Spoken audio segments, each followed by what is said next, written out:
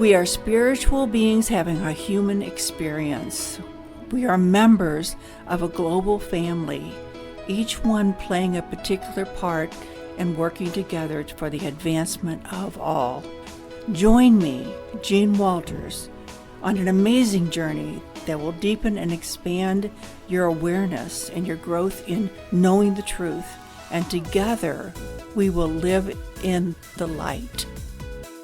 Hello, Jean. Hey, Pam, how are you? I'm good. Good. How are you? Good. And we're in a new year. How exciting is that? I know, but every day can be the beginning of a new year. That's right. And you're absolutely right. In fact, I hope everybody thinks about it that way. Wouldn't that be great? To leave behind anything that we're finished with and just to be marching onward into a new year, every new day, new life. That's doable. We can actually do this. Absolutely. It's a matter of where you want to put your mind.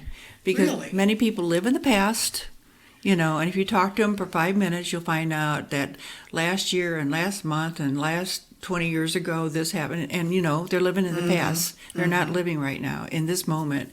And so, but we can learn from that, and we can say, okay, if they're living in the past, I get to choose, and I can live right here, right now. And what exciting, wonderful thing is going on right now? Who am I loving right now? What opportunities am I looking at right now? What adventure do I want to have? Those are the questions. Life is an adventure. It is that. That's for sure. But there are these things called universal laws. Yes. That somehow apply themselves to our lives. Exactly.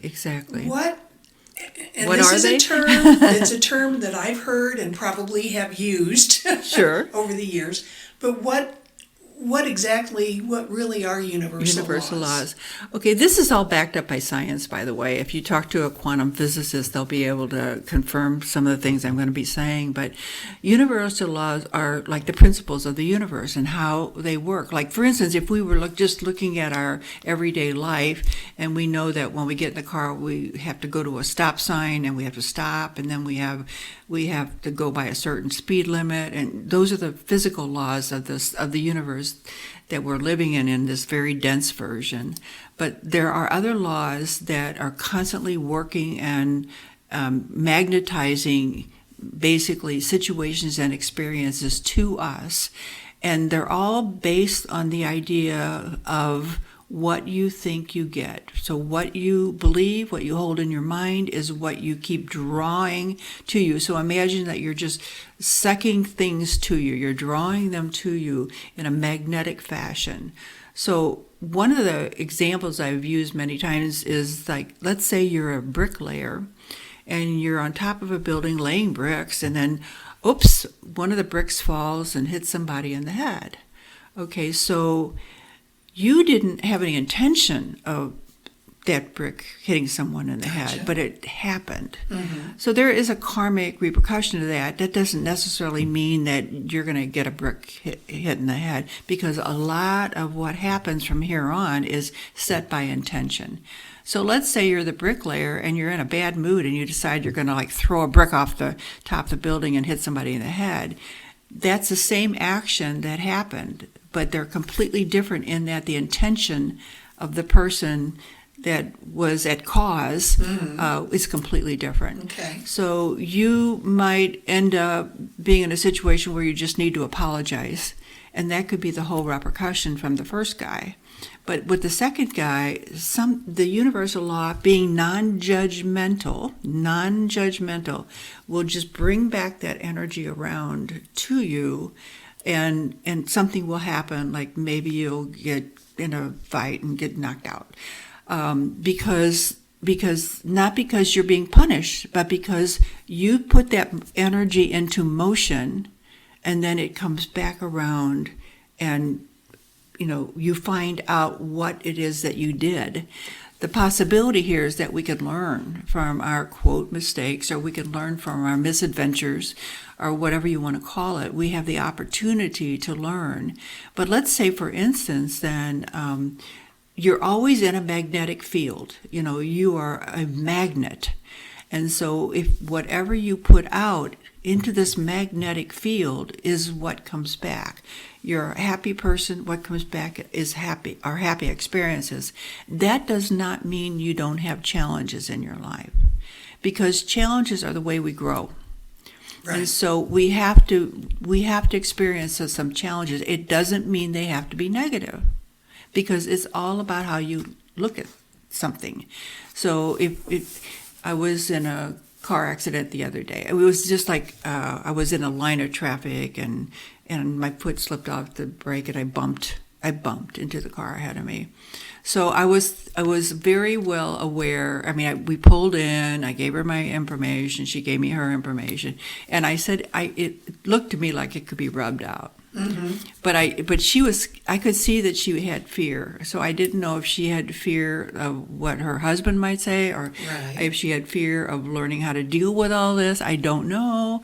But anyway, so I immediately started just loving her. Because I don't know what's going on in her world.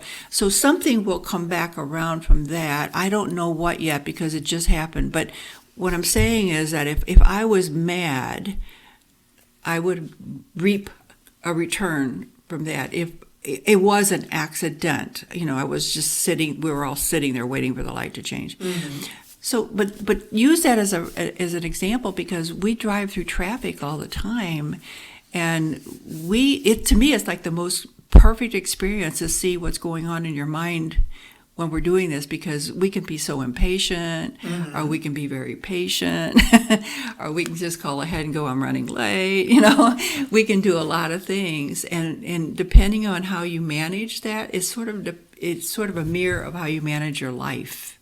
Okay, so universal law is there, just mirroring whatever it is that's going on in your mind.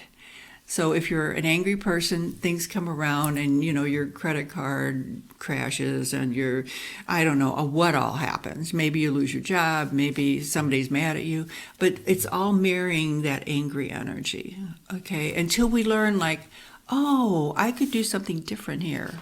I could change my mind. I could be more peaceful. I can maybe start meditating. Maybe I could start being kind to people. Maybe I could start giving some money away and to just help, and we change our motives, we change our intentions, we change the way we act and the way we think, and then pretty soon our life becomes more peaceful. So we're constantly in a mirroring situation, and the universal law is think of it as a magnetic force that is constantly mirroring back to you whatever is going on in your mind. And that's the simplest way to look at it. We talk about the law of attraction.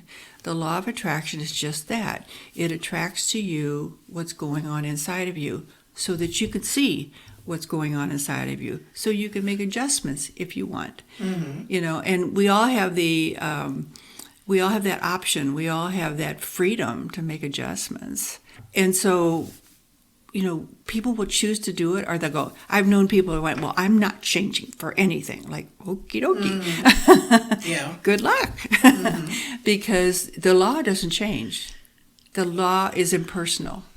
It just mirrors back. It just magnetizes to you whatever it is.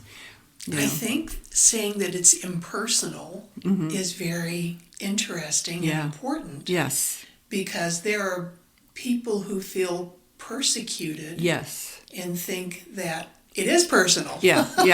But you're saying it is not. No, it's not. And also, I think sometimes it is hard to understand sometimes when you're in a situation where it feels very persecuting, but I also understand that whatever we have not even understood from, I want to get deep with you for a second, from a previous life, if we've left some lessons unlearned, we still get the opportunity to learn them in this time. Was it Weiss that was in the concentration camp? Was that his name? And he wrote a book afterwards, and he said the Nazis could control my body. They could control what I eat. They could control a lot of things, but they could never control my mind. And in my mind, I was back at home with my wife. Well, it was interesting because he was one of the few people that got out alive, mm-hmm. and he went back home. and was with his wife. So he held a picture in his mind of being home with his wife, and then he created that magnetic attraction that allowed him to be in the right place at the right time with the right people, and he was able to do that. Wow. So things like that happen all the time, like the Wright brothers. They just knew they could figure out how to fly. They knew it.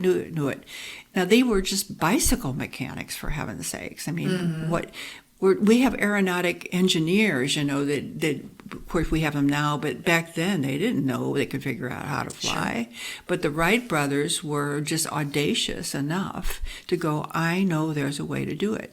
And so they just kept at it, and the ideas would come to them. Where did those ideas come from?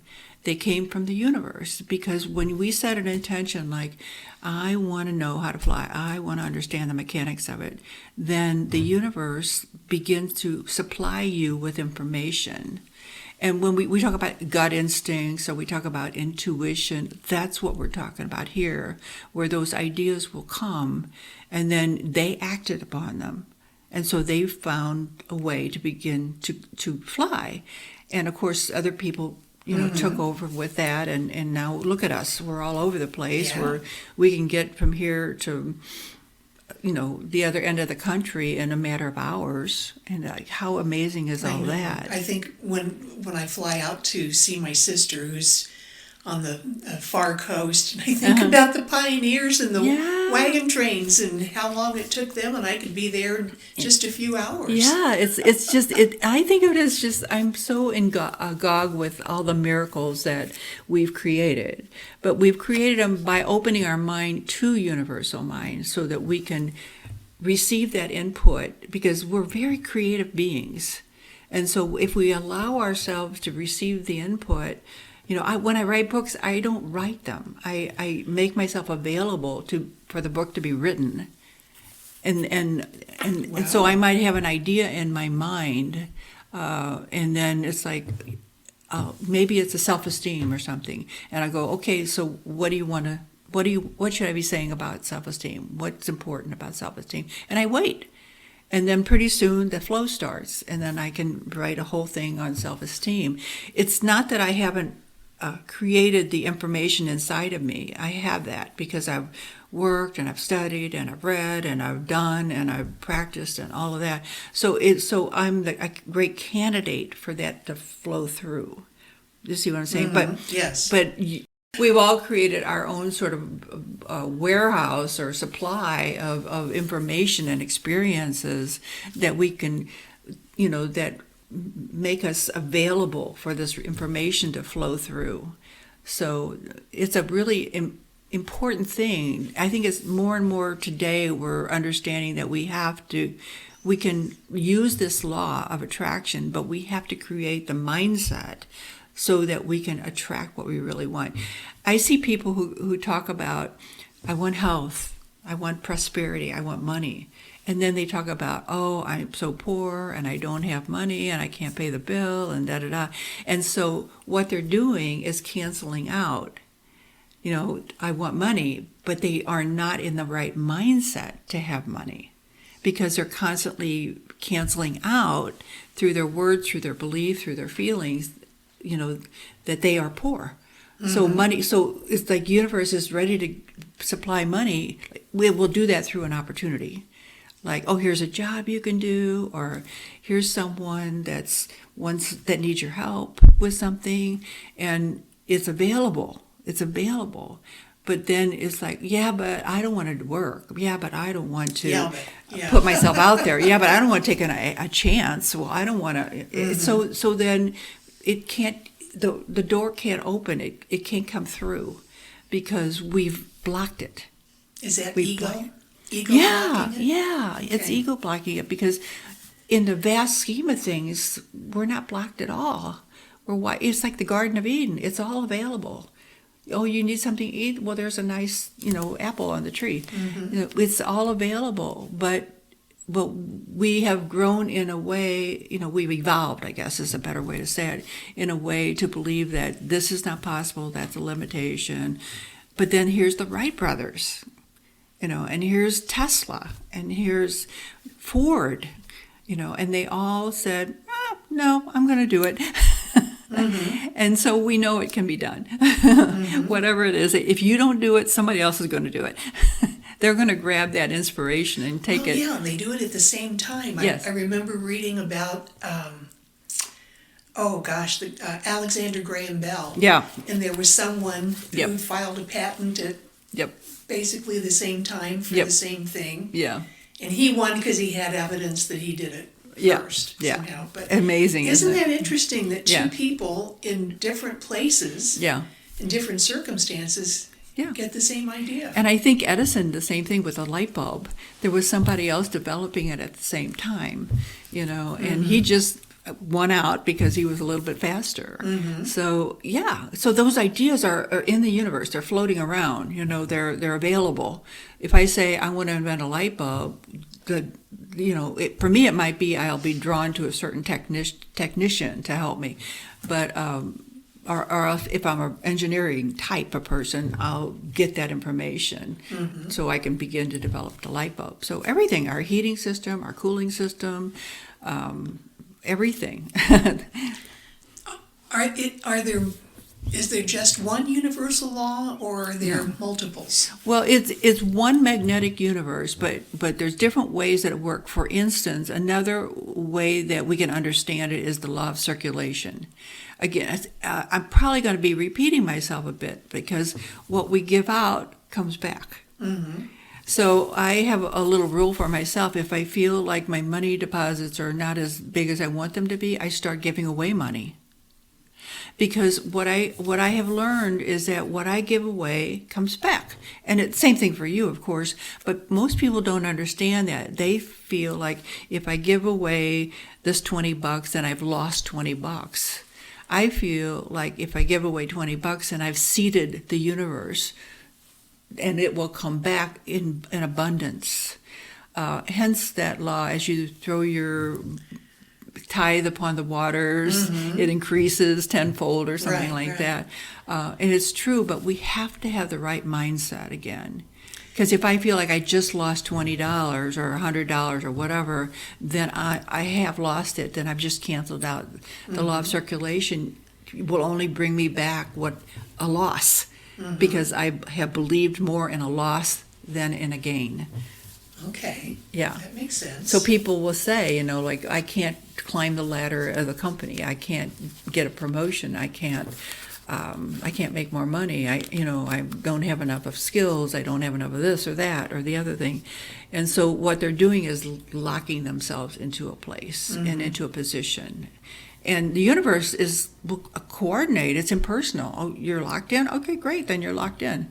Because that's your decision. That's how you want to use the laws. Okay.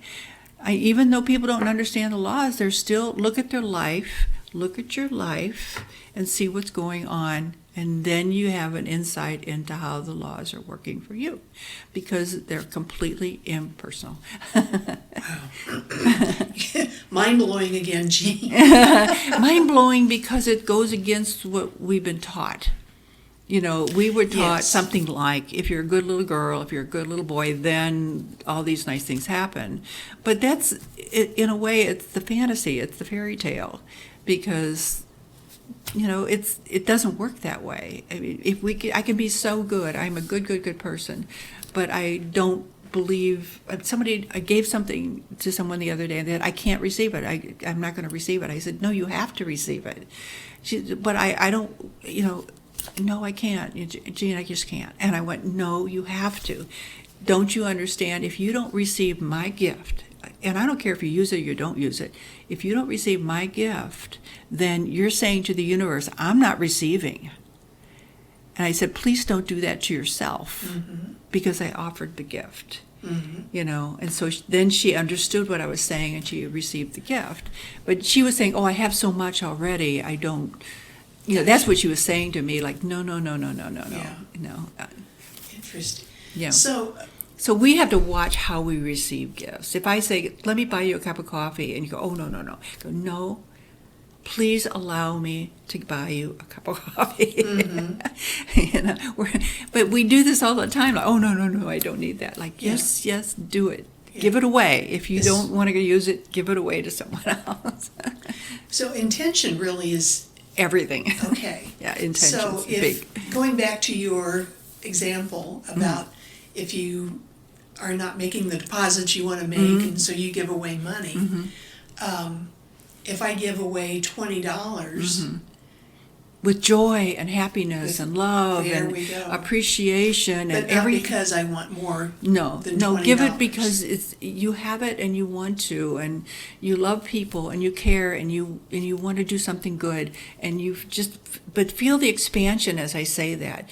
Your chest expands, your heart expands, and that's when you know you're on the right track. You love because you want to love. Ooh, you just gave me chills. Yes, that's right. That's right. Because you give love away because you want to give love away, because giving love away is such a good, happy feeling. So then what happens is you keep that channel open for love to come through. Do we have to care where? I don't think we have to care how or where it comes. I think everybody's full of love, and when we address life unconditionally, then it just comes back in every which way possible. Do universal laws coincide with the laws of physics? Absolutely, they absolutely do. One of the things that I'm really kind of into quantum physics, but only because they answer the question, like. When on The Secret, the movie The Secret, the scientist said, "We have proven the existence of God," and I thought, cool. I knew God exists, but God is often made personal. Like God is this guy in the rocking chair, and he's pointing his finger at you or me and saying, "You're going to have a bad day. I don't like you today," and of course that makes it very personal, and it's very limited. But if we understand that, as he was saying, that there's this field of energy, they've proven it, and everything and everyone is in this field, and then you can actually manage the field by your thinking. That's God. So they call it the quantum field. So they also call it the holographic field, which means, I don't know if you remember Star Trek, where there was a certain deck, the holographic deck, and they would go to the holographic deck, and then now they're in the Old West and wearing cowboy boots and stuff. And so it's the same thing. It's that we do the same thing with our mind. If I want to remember a situation and remember when I was in Australia and remember who I was hanging out with and all that, I can create that in my mind. I'm in my own holographic field. Or if I want to go forward and think about all the best-selling books that I've written, and all the ones that are, that I'm going to be writing, I can be in that. That can be my holographic field. See, and then the universe responds to that. Because it's impersonal. It only knows what image you hand it and where your heart is with it. I mean, how much you feel it. So when I was needing a new office, I visualized the kind of office I wanted. I visualized walking through this office, and I was feeling it. And that's what brings it faster, by the way. If you can feel what you're wanting to create, if you can feel yourself already there, then that magnetic force increases. So then I got this little impression in my mind that I needed to go to a certain road and just write down phone numbers to rent. And by the way, I had a partner at the time. So I did that. I went to the road. It was 2 blocks, and I wrote down 4 phone numbers. And in the meantime, I had been visualizing this office and walking through it for about 3 weeks. And so I called her and I said, we're meeting for lunch. Let's go look at these places because I think I found our office. And so we did. And we had lunch, and we didn't even know where these places were. We were just going to the addresses that were after I talked to these people.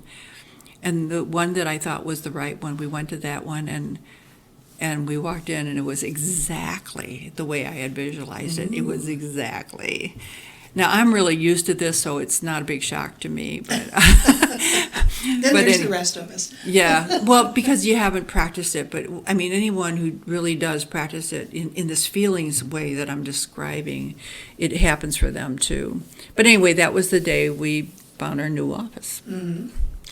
So this is kind of an extension of what we learned in the Bible. You reap what you sow. Exactly.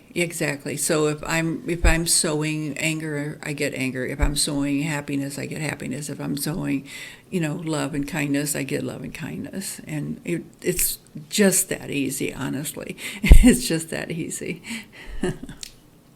You make it sound easy. It is easy, though. Is It truly is. I mean, just when you go out into the world, just decide. I mean, just decide moment by moment, if you will, and just go, I'm going to be kind today. So I set this in motion in my mind. I like being kind. It's fun being kind. So I was at a bread coat company and having lunch, and there's a guy sitting on the same bench further down, and I could see that he was having a hard time getting up. So he kept rocking, trying to push himself up. And I watched for a minute, and then I thought, well, go over, help him. So I went over to him and I said, hi, it looks like you're having some trouble. Can I help you? Oh, no, I'm too big. You won't be able to help me. I put, well, I think I can. So let me try. So I put my arm out for him to grab onto it, and then he did, and then I kind of pushed myself forward, and he pulled himself forward, and he was able to get up. And I thought, yay! That made me so happy because it was a very little thing, but I thought that was so exciting for me that I could just help in that moment. Now I think that is a simple thing, and a lot of people would not have just gone forward and said, can I help you? Oh, no. And I don't know why. I mean, they'd be embarrassed. They might say no. I don't know. But to me, it was just a simple thing to just go, I see a need. I'm going to go help. And then I see the same thing. The lady couldn't get her cart out the door at the grocery store because it was too full, and she just couldn't manage the door. So I said, hold on. Let me get out here, and I'll hold the door for you. And then you get your cart out. Okay. Yeah. 2 seconds, 5 seconds. It was easy. And ta-da. And it's funny, even though you made the other person feel good, I bet you made yourself feel even better. I was high. That's the best high there is, I think, is just doing something that's simple and kind, and, it helps out. So it's easy. It's easy to be kind. We just have to remember to do it, get out of our own little box. And take the opportunities that are presented. And see them. I think people they're so busy in their box. Yeah. They don't see that this guy needs some help or that lady needs some help. And it took nothing from me to help. It was easy. So applying universal laws to our own lives is just Easy. the process of being aware and just do it. Thank Just you, do 90. it. Yes, yeah. And I, truly, I did a talk the other day on the power of gratitude, and I told him, I said, at least 200 times a day, be grateful. Be grateful 200 times. I am so grateful for the fresh air. I am so grateful for my beautiful home. I'm so grateful for my friends. How difficult is that? But what it does is put you in this energy, this expanded energy, it's heart energy. It puts you there, and it allows great things to happen. That's why I feel it in my heart. Yes. When I Yes. truly feel grateful. Yes, because the heart is love. The heart is the symbol for love, but the heart is your center. It feels like it opens up. Yes, it expands. Wow. It expands. Yeah. Oh, I'm doing good, Jean. I know Thank you are. Jean, for people who are interested in further information about Sure. universal laws, what kinds of resources can you suggest? Well, there's lots of books. I mean, definitely go to my books because I talk about universal law in just about every book I've written. I've written 6, so they're all available on Amazon. But it's easy to read up on it. But the most important thing is to practice, because the more you just notice, put it into play. decide today what kind of day you want to have, and then hold on to that. What? You can do that? Yeah, and don't let anything get in the way. I mean, like you get a bad phone call or something, don't let that stop you. Just keep going, and because we can resolve ourselves to having a great day and being happy. And just like people resolve themselves to being miserable, why? You can take the high road. Absolutely, but you're the one who is the recipient. Like And you feel better, and Yeah. you make the world a better place. Yes, it's like changing the world from gray to pink. How about that? That's a nice metaphor. that. Yeah. Change the world from gray to pink, and Yeah. that's exactly what Gene Walters does. And also, I do have a website. It's a spiritualtransformation.com, and you can go there. You can find all my information, and you find my phone number too. So I'm available. Yep. If people have I questions. go speak to groups, and I teach classes, and I write, and I have a blog, and You do consultations, yes. And I do consultations. I get your email about once a week. Yes. So I put it out there, and the reason I keep sending this out is because I feel my mission is to brighten up the world, to bring light to the world. And the way I know to bring light to the world is through teaching, instructing, and helping, and helping people understand what they have done and how they can change it to what they really want to do. And then they too get to live in the light. Absolutely. Jean, thank you so much. Thank you, Pam. You've been listening to Gene Walters' Live in the Light podcast. Gene's passion is helping people live in the light. A longtime student and teacher of metaphysics, Gene aims to supply you with the tools you need to help you see the light that's within you.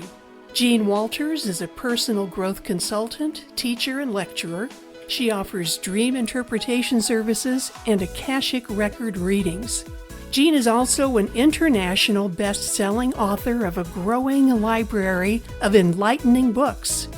Great reading for seekers and those who want to understand universal law, intuition, and develop deep understanding and personal awareness.